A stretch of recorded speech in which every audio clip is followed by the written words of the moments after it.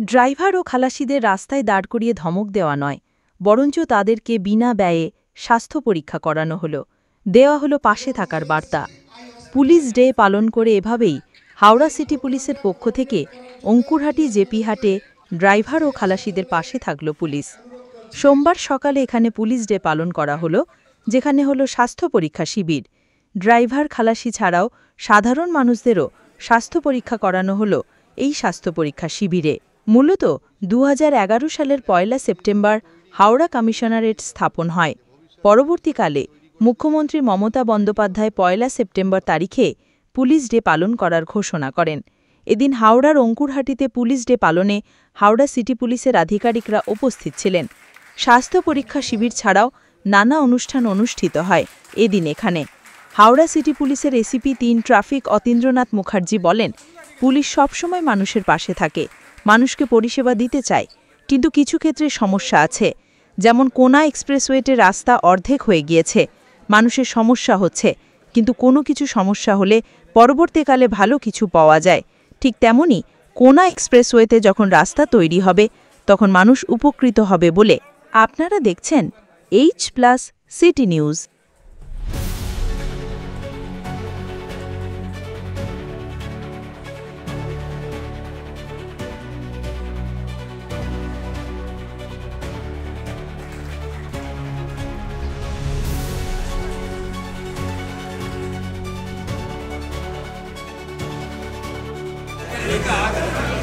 পরে লাইন নিয়েছি, পরে ওটা কি হচ্ছে বুঝতে পারিনি।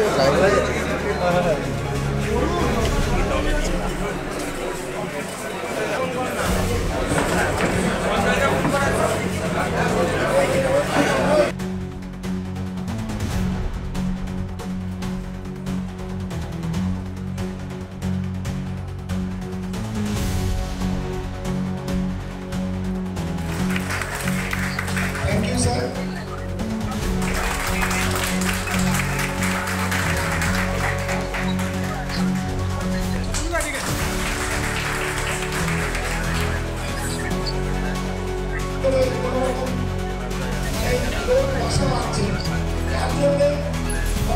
অ্যাকচুয়ালি হাওড়া কমিশনারেটের প্রথম জন্ম, হাওড়া কমিশনারেট ফার্স্ট সেপ্টেম্বর থেকে চালু হয়।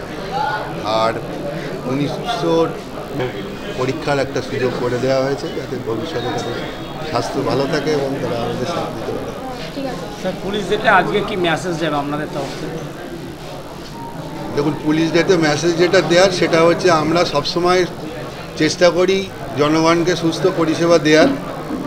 এবার কিছু কিছু অবস্ট্রাকশান বা অবস্ট্রাকল তার মধ্যে থাকে, যেমন রোড কন্ডিশান, তার কতটা রোডের উইথ, যেমন আমাদের কোনা এক্সপ্রেসওয়েতে কাজের জন্য রাস্তা হাফ পোর্শন হয়ে গেছে, তো তার মধ্যে দিয়েও আমরা চেষ্টা করছি জনগণকে সুস্থ পরিষেবা দেওয়ার।